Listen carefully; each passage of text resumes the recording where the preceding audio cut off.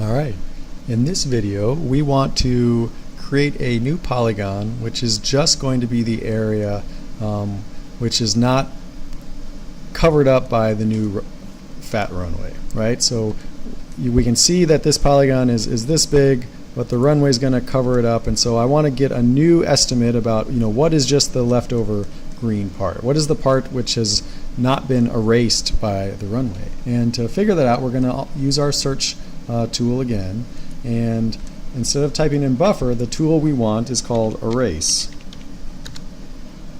Now, how would you know that that tool is called erase? You would not know that, right? Which is one of the problems with how Esri has built all their tools. But they do have a pretty good help section, and this ARC toolbox is chock full of all sorts of different tools. So I would highly recommend playing around with this. A lot of the tools that you'll find that might be useful are under analysis, and there's extract that you can clip, you can select, you can split.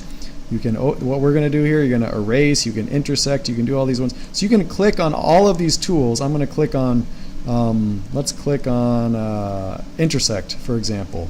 And it will give you information about how this tool works, right? And if we look over here at the help section, oh, it says this guy, and then here's the output, and all that good stuff. So if it's very useful if you're going to be doing this kind of thing to hunt around and just read about how all these different tools work.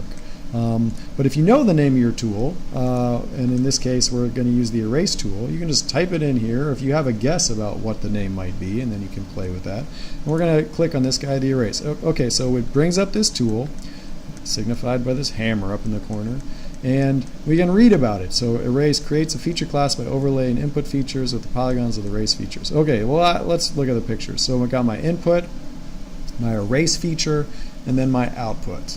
Alright, so we can see the erase feature is the thing that erases. So my input is going to be the grass, and my erase feature is going to be the runway buffer.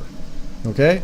The output feature class, I'm going to call this, and this is, the default is to put it into the default geodatabase. And hopefully the lecturers have talked about what the default or what the geodatabase means, but we can also select and choose to put that in somewhere else. And so if we want to, let's put this new grass, let's say new grass, and there are limits on how long the letters of this name can be. We'll see if it accepts it.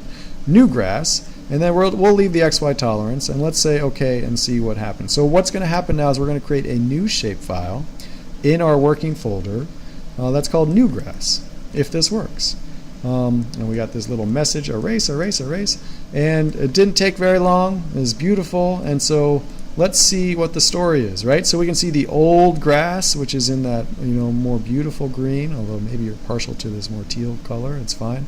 And then we got our new grass, right? Which our new grass looks like this. And if I do a right click on here, open attribute table, well, voila, I can see some things here. I can see these values, but let's look at those values for the old grass. This is for the old grass, right?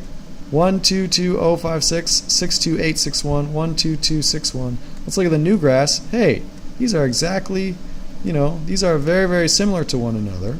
We're getting some kind of a 122.056. They're exactly the same. But we know that that's not true, right? We know that this is a problem. So if we do this recalculation, calculate geometry, don't warn me again. Yes. Okay. Let's say yes. Okay. 122.056, but this is different and this is different. And if we compare that with the original grass, okay, the areas now are right, but only because we took that extra step of calculating the geometry.